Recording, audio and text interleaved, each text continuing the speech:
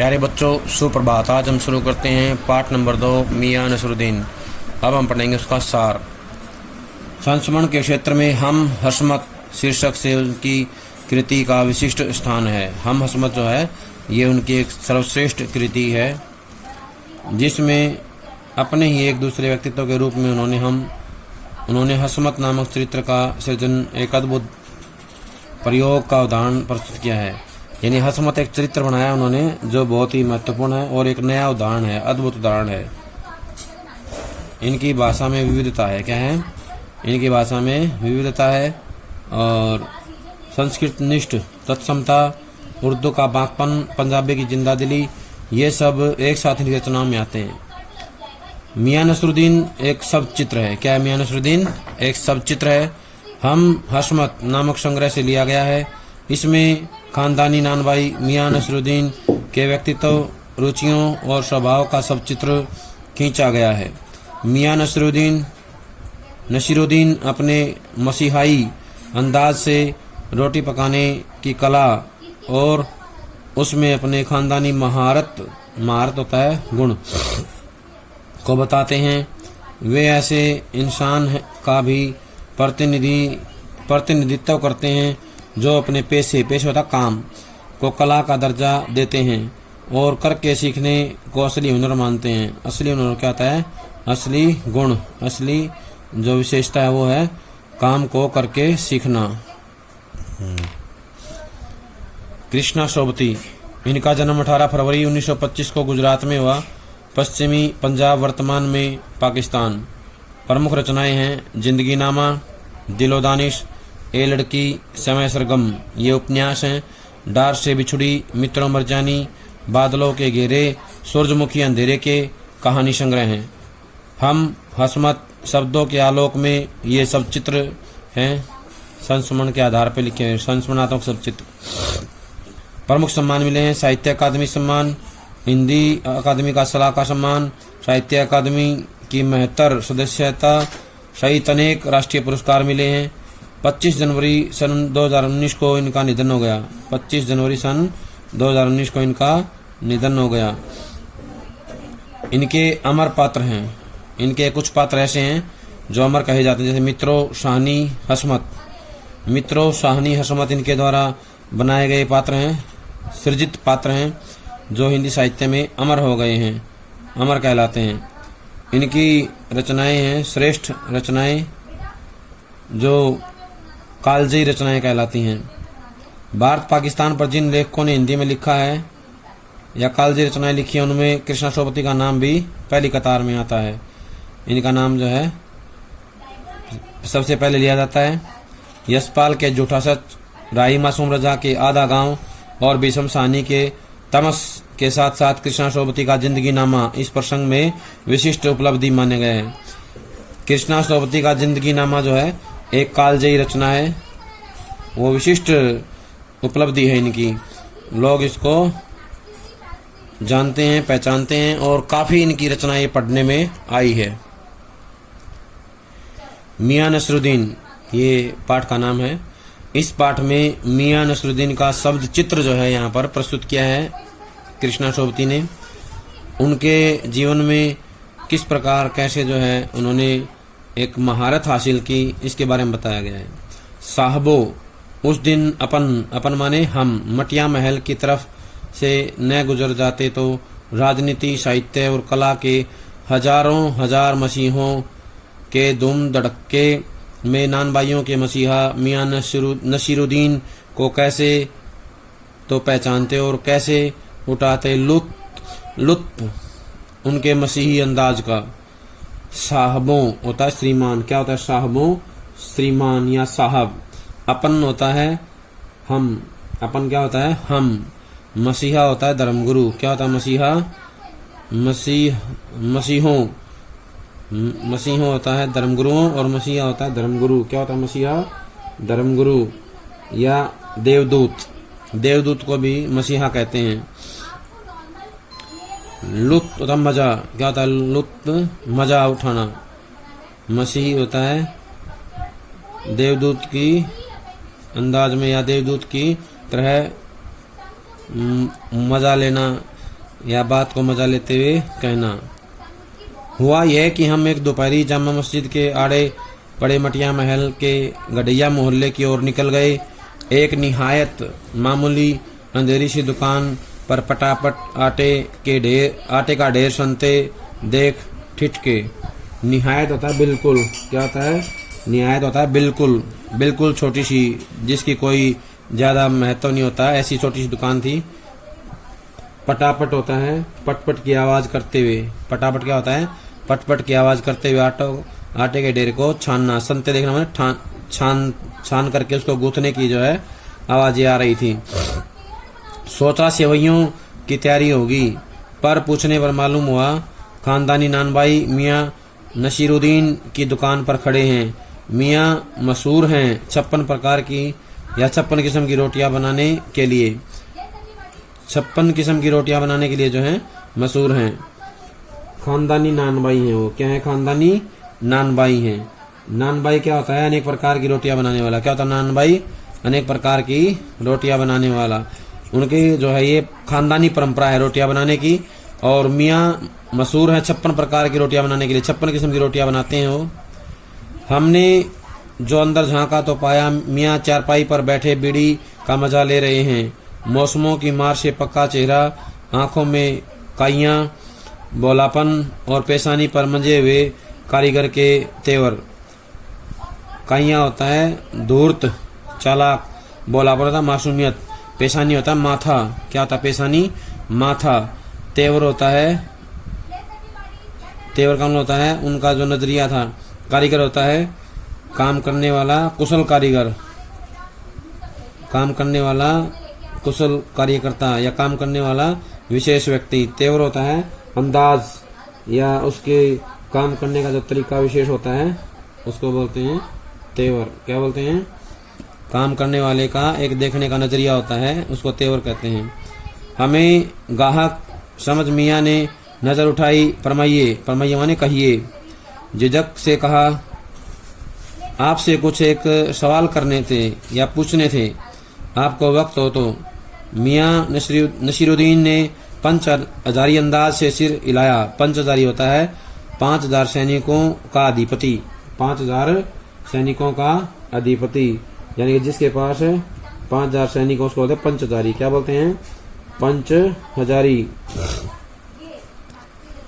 निकाल लेंगे वक्त थोड़ा, पर यह तो कहिए आपको पूछना क्या है?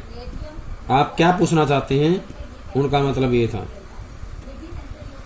फिर घूर कर देखा और जोड़ा, मियाँ कहीं अखबार नवीस तो नहीं है? अखबार नवीस होता है पत्रकार। क्या होता है अखबार नवीस? पत्रकार। यह तो खोजियों की खुराफात है। खुराफात होता है शरारत। क्या होता है? शरारत। हम तो अखबार बनाने वाले और अखबार बेचने वाले दोनों को ही निठल्ला समझते हैं। निठल्ला होता है बेकार। क्या होता है निठल्ला? बेकार, जो कुछ भी काम नहीं करता वो होता है निठल्ला। क्या होता है? जो कुछ भी नहीं काम करता, खाली बैठा रहता है। खाली बैठने वाला या खाली रहने वाला जो बेकार है वो होता है निठल्ला। जो कुछ काम नहीं करता उसको बोलते हैं निठल्ला। अब यहाँ से जुड़े हुए प्रश्न करेंगे। प्रश्न आएगा, लेखिका और उसके मित्र कहाँ से गुजर रहे थे? मटिया महल की तरफ से। कहाँ से गुजर रहे थे? मटिया महल की तरफ से। और कहाँ गए? जामा मस्जिद के आड़े पड़े मटिया महल गडैया मोहल्ले की ओर। कहाँ निकल गए? मटिया महल के गडैया मोहल्ले की ओर निकल गए। किसकी आवाज आ रही थी? पटापट आटे का ढेर सनने की आवाज। किसकी? पटापट आटे का ढेर साने जाने की आवाज आ रही थी। कहाँ रुके वो? निहायत मामूली सी दुकान पर। कहाँ रुके? निहायत मामूली सी दुकान पर। अगला प्रश्न आएगा, जहां वो रुके थे वो किसकी दुकान थी? मियाँ नसीरुद्दीन की। किसकी थी? मियाँ नसीरुद्दीन की दुकान थी। मियाँ नसीरुद्दीन किस लिए प्रसिद्ध थे? 56 किस्म की रोटियां बनाने के लिए। किसके लिए? 56 किस्म की रोटियां बनाने के लिए। मियाँ नसीरुद्दीन कहाँ बैठे थे? चारपाई पर। कहाँ बैठे थे? चारपाई पर। उसके चेहरा कैसा था? पका हुआ। कैसा था? मियाँ नसीरुद्दीन का चेहरा कैसा था? पका हुआ था। आंखों में क्या था? काइयापन। क्या था? काइया, बोलापन। काइया, बोलापन। और पेशानी पर क्या थे? मंजे हुए कारीगर के तेवर। मंजे हुए कारीगर के तेवर, तेवर होता है देखने का ढंग, क्या होता है देखने का तरीका या देखने का ढंग। कारीगर होता है श्रेष्ठ काम करने वाला, श्रेष्ठ काम करने वाला था कारीगर। फरमाइए किसने कहा, फरमाइए किसने कहा, मियां नसीरुद्दीन ने। किसने कहा, मियां नसीरुद्दीन ने। मियां नसीरुद्दीन ने किस अंदाज में श्री लाया, पंचहजारी अंदाज में। किसमें, पंचहजारी अंदाज में। पंचहजारी क्या होता है, 5000 सैनिकों का अधिपति। क्या होता है, 5000 सैनिकों का अधिपति या सैनिकों का अधिकारी। मियां नसीरुद्दीन ने लेखिका और उसके मित्रों क्या समझा, अखबार नवीस। क्या समझा, अखबार नवीस। अखबार नवीस क्या होता है, पत्रकार, अखबार निकालने वाले पत्रकार जो होते हैं उसको बोलते हैं अखबार नवीस। खोजियों की खुरापात किसने कहा है इसको, मियां नसीरुद्दीन ने। मियां नसीरुद्दीन ने अखबार को क्या है, खोजियों की खुरापात कहा है। मियां नसीरुद्दीन किसको निठल्ला मानते हैं, अखबार बनाने वाले और अखबार पढ़ने वाले दोनों। किसको, अखबार बनाने वाले और पढ़ने वाले दोनों को निठल्ला मानते हैं, बेकार मानते हैं। हाँ, कामकाजी आदमी को इससे क्या काम है। खैर, आपने यहाँ तक आने की तकलीफ उठाई ही है तो पूछिए क्या पूछना चाहते हैं। पूछना यह था कि किस्म किस्म की रोटी पकाने का इल्म, इल्म होता है ज्ञान। इल्म क्या होता है, ज्ञान। आपने कहाँ से हासिल किया है। मियां नसीरुद्दीन ने आंखों के कंचे हम पर फेर दिए, यानी कि हमारी ओर देखना शुरू किया। फिर तरेर कर बोले, क्या मतलब। पूछिए साहब, नानबाई इल्म लेने कहीं और जाएगा क्या, नगीना साज के, यानी कि जो नगीने या काम करते हैं होता है नगीना साज। क्या होते हैं, नगीने या काम करने वाले नगीना साज होते हैं। तरेर कर होता है तान कर। क्या होता है, तरेर कर, तान कर। तरेर कर होता है तान कर। इल्म होता है ज्ञान, नगीना साज होता है नगीना बनाने वाले या नगीने का काम करने वाले। मीना साज होता है, आईना साज होता है आईने का काम करने वाले। मीना साज होता है सोने चांदी पर रंग करने वाले, सोने चांदी पर रंग करने वाले थे मीना साज। क्या नगीना साज के पास, क्या आईना साज के पास, क्या नगीना मीना साज के पास, या रफूगर। रफूगर होता है कपड़ा रंगने वाले। रंगरेज होता है रंग करने वाले। रंगरेज क्या होता है, रंग करने वाले रंगरेज होते हैं। कपड़ा रंगने वाले रंगरेज होते हैं। रफूगर होता है कपड़े को ठीक करने वाले। कपड़े को ठीक करने वाले कौन होते हैं, रफूगर। या तेली तंबोली के से सीखने जाएगा। तंबोली होता है पान लगाने वाले। तंबोली क्या होता है, पान लगाने वाले। तेली होता है तेल का काम करने वाले। क्या फरमा दिया साहब, फरमाना होता है कहना। क्या होता है फरमाना, कहना। यह तो हमारा खानदानी पेशा है। पेशा माने काम, ये हमारा खानदानी काम है। हाँ, इल्म की बात पूछिए तो जो कुछ भी सीखा है अपने वालिद उस्ताद से ही सीखा है। वालिद होता पिता। क्या होता वालिद, पिता से सीखा है। उस्ताद होता गुरु। मतलब यह है कि हम घर से न निकले कि कोई पेशा अख्तियार करेंगे, यानी कि घर से निकले बिना ही हम क्या है कोई ना कोई काम अवश्य पकड़ लेंगे। प्रश्न यहाँ बनेगा, कामकाजी आदमी को इससे से क्या मतलब है। इससे का मतलब होता है अखबार। क्या होता है, अखबार। मियां नसीरुद्दीन मानते हैं कि काम करने वाले व्यक्ति को अखबार से कोई मतलब नहीं होता है। तकलीफ होता है कष्ट उठाना। क्या होता तकलीफ, कष्ट उठाना। लेखिका और उसके मित्रों ने क्या प्रश्न पूछा, किस किस्म किस्म की रोटी पकाने का इल्म आपने कहाँ से लिया। क्या पूछा, किस्म किस्म की रोटी, यानी कि अनेक प्रकार की जो रोटियां बनाते हो ये ज्ञान आपने कहाँ से लिया है। मियां नसीरुद्दीन ने आंखों के कंचे किस पर फेर दिए, लेखिका और उसके मित्रों की ओर। किधर, लेखिका और उसके मित्रों की ओर। फिर तरेर कर बोले, क्या मतलब है। उन्होंने से पूछा कि आपकी बात का क्या मतलब है। पूछिए साहब, नानबाई इल्म लेने कहीं और जाएगा, यानी कि जो नानबाई बनाता है, रोटियां बनाने या जो काम करता है, वो इसका ज्ञान सीखने के लिए और कहीं और जाएगा, यानी कि कहीं और जाने की जरूरत है। अलग अलग प्रकार के उदाहरण दिए हैं। नगीना साज के पास, आईना साज के पास, मीना साज के पास, रफूगर रंगरेज या तेली तंबोली से सीखने जाएगा। यानी कि ये अलग अलग प्रकार का काम करने वाले लोग हैं, क्या इनके पास जाएगा? उनके कहने का मतलब ये है कि जो काम सीखा है उन्होंने अपने घर में अपने पिता से सीखा है, ये उनका खानदानी पेशा है, और उन्होंने ज्ञान जो है वालिद उस्ताद यानी कि अपने गुरु पिता से सीखा है। किससे सीखा है? अपने गुरु पिता से सीखा है। उनके गुरु कौन है? उनके पिता हैं। वालिद इसका मतलब है पिता। प्रश्न आएगा, मियाँ नसीरुद्दीन ने रोटी बनाने का ज्ञान कहाँ से सीखा? अपने पिता से सीखा, जिनको वो अपना गुरु मानते हैं। मतलब ये है कि हम घर से न निकले कि पेशा अख्तियार कर लिया, यानी कि उन्होंने काम का चयन या काम चुन लिया था, घर से निकले बिना ही अपने काम में वो जो है पारंगत हो गए थे। बाप दादा का हुनर था वही उनसे पाया, और वालिद मरहूम के उठ जाने पर आ बैठे उन्हीं के ठिये पर। ठिया होता स्थान, क्या होता ठिया? स्थान। मरहूम होता स्वर्गीय, क्या होता मरहूम? स्वर्गीय। वालिद पिता, पिता जब स्वर्ग सिधार गए तो उनके जाने के बाद उनके काम के स्थान पर हम आ बैठे। आपके वालिद मियाँ नसीरुद्दीन की आंखें लम्हा भर को किसी भट्ठी में गुम हो गई। लम्हा होता कुछ पल के लिए, लम्हा क्या होता है? कुछ पल के लिए उनकी आंखें खो जाती हैं, यानी पिछली यादों में गुम हो जाते हैं। लगा गहरी सोच में है, फिर सिर हिलाया, क्या आंखों के आगे चेहरा जिंदा हो गया? हाँ, हमारे वालिद साहब मशहूर थे। वालिद होता पिता, उनके पिता मशहूर थे रोटियां बनाने के लिए। मियाँ बरकत शाही नानबाई गडैया वाले के नाम से, और उनके वालिद यानी कि हमारे दादा साहिब आला नानबाई मियाँ कल्लन, वो भी जो है काफ़ी प्रसिद्ध थे। आपको इन दोनों में से किसी की भी कोई नसीहत याद हो? नसीहत होता है शिक्षा। नसीहत का है कि मियाँ काम करने से आता है, नसीहतों से नहीं। काम करने से आता है, नसीहतों से नहीं। ये बात किसने कही? मियाँ नसीरुद्दीन ने। किसने कही? मियाँ नसीरुद्दीन ने कही थी। क्या कहा था? काम करने से आता है, नसीहतों से नहीं आता। बजा फरमाया, बजा होता ठीक कहना, ठीक कहा।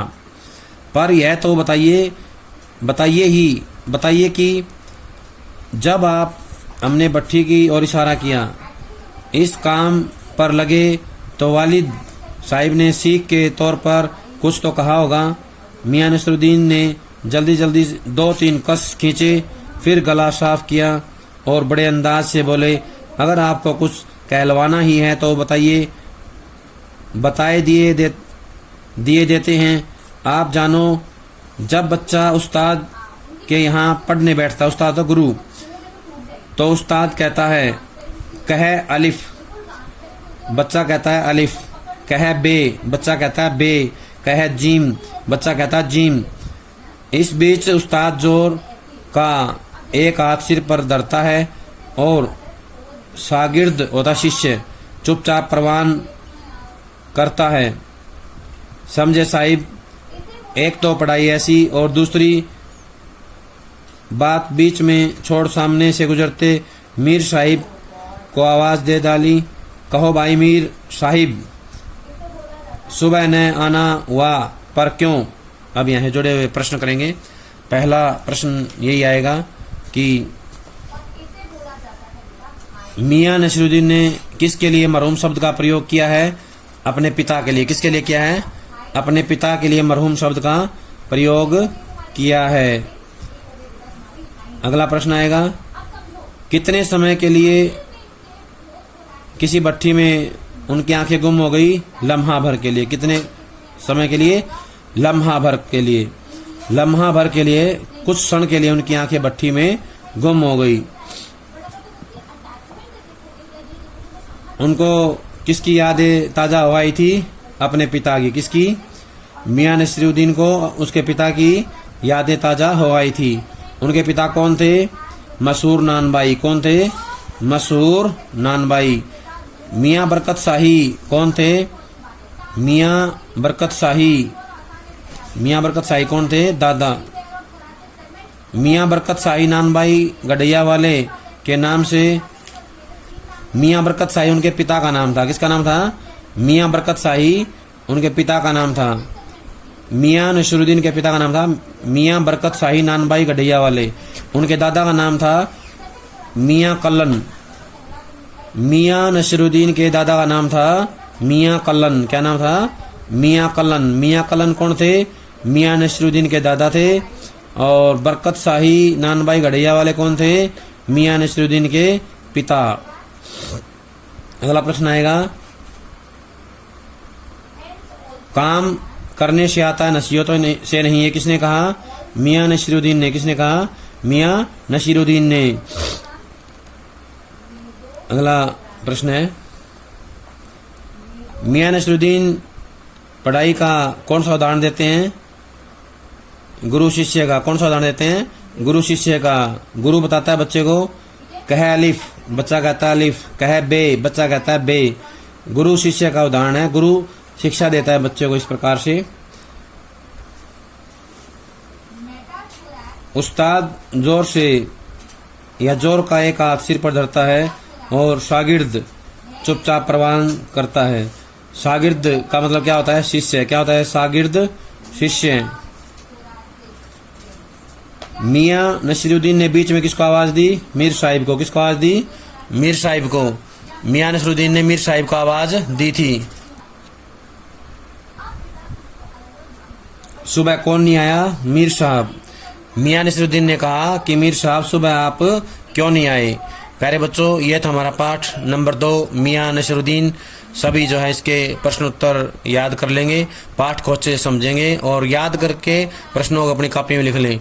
जब तक अगली वीडियो नहीं आती है तब तक ये सारा काम सभी कर लें। सभी का बहुत बहुत धन्यवाद।